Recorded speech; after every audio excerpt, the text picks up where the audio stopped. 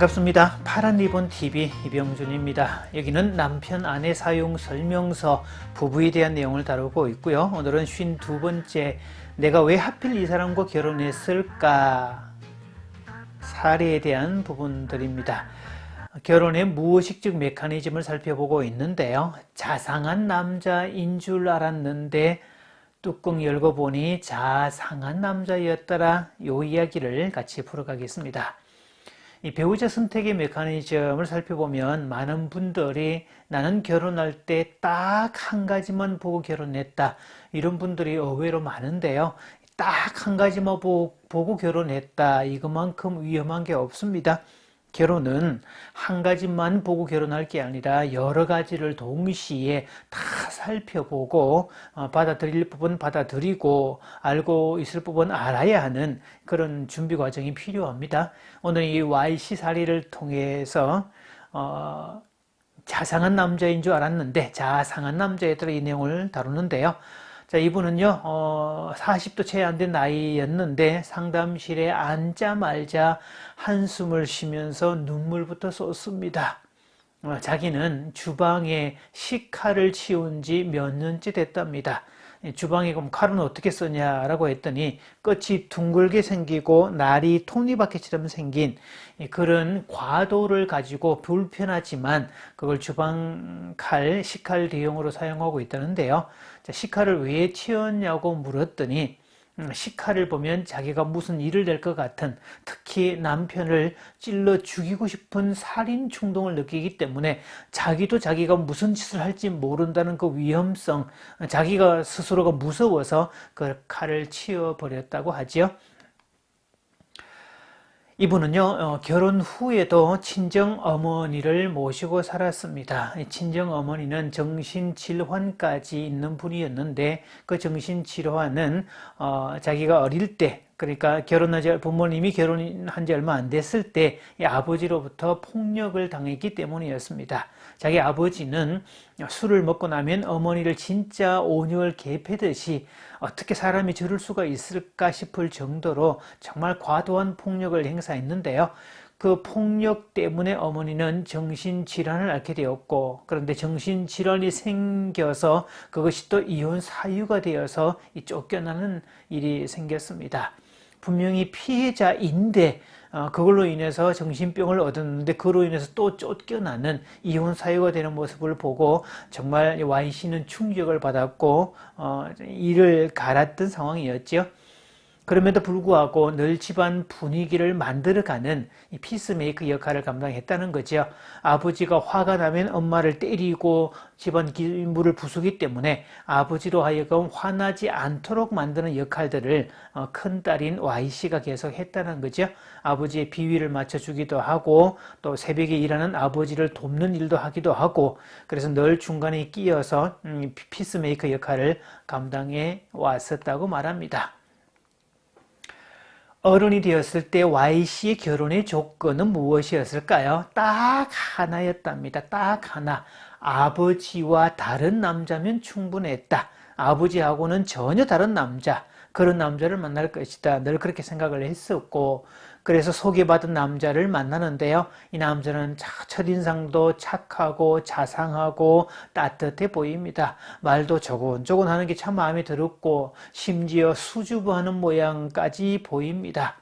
게다가 술도 먹지 않는다는 그 말이 얼마나 반가웠던지 술 먹지 않는다는 그 딱 하나, 술을 안 먹으면 아버지처럼 폭력을 행사할 것 아니다. 이 생각에 그거 하나 보고 결혼을 결정했습니다.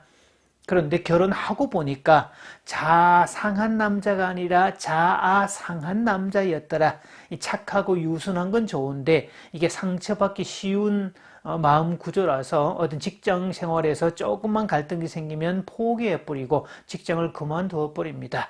어느 날 출근하는 시간에 그냥 집에 눌러 있으면 이미 사직서를 내고 앉았다는 증명이 되고요. 그리고 무능한 남자입니다. 다른 일 처리하는데도 되게 무능하죠. 자, 그러면서도 그 속에 분노가 내장되어 있습니다. 다른 사람과 관계할 때는 분노를 표출하지 않는데 운전을 할 때 이 느닷없이 분노를 표출하고 쌍욕을 해대고 과속을 하고 막 그러는 모습을 보면 정말 그로 인해서 이 가족 전체가 위험했던 적도 한두 번이 아니었다고 그러죠. 그래서 그 이중적인 모습에 Y씨는 정말 분노가 치밀어 올랐고 집에서 조용히 얌전히 있는 남편을 보노라면 자기도 모르게 화딱지가 확 올라와서 정말 어떤 살인 충동을 느끼게 되었다. 그런 자기가 너무 무섭고 걱정돼서 식칼을 치웠다는 거죠. 물론 남편의 어린 시절을 탐사해 보았더니 남편은 존재감이 없었던 어린 시절을 보냈습니다. 이것을 가족 역할에서는 lost child, 잃어버린 아이라고 표현을 하는데요. 집안에서 존재 유무가 표시되지 않는 아이, 있으나 없으나 별 효용성이 없는 대상, 그래서 어릴 때 혼자 자라고 외롭게 자라고 뭔가 잘하는 일이 있어도 박수를 쳐주거나 호들갑을 떨어주는 사람이 아무도 없었다는 거죠. 그래서 늘 혼자 고립되어 살아왔던 그런 사람이었습니다.